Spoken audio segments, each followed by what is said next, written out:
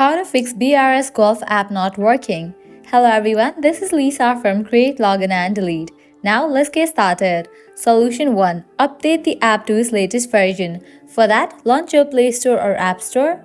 At the top, you will see the search box. Over there, type in BRS Golf and search for it. With that, app will appear. After app appears, at the right corner of the app, you will find the option of Open or Update.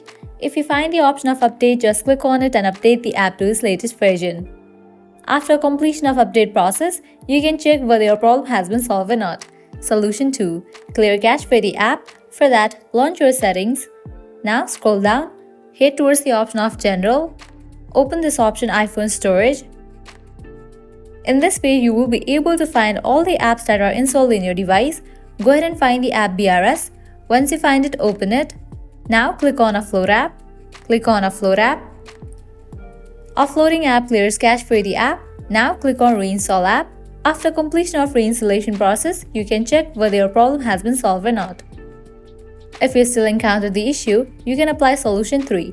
That is, you have to completely delete this app from your device and reinstall it. For that, click on the option of Delete app.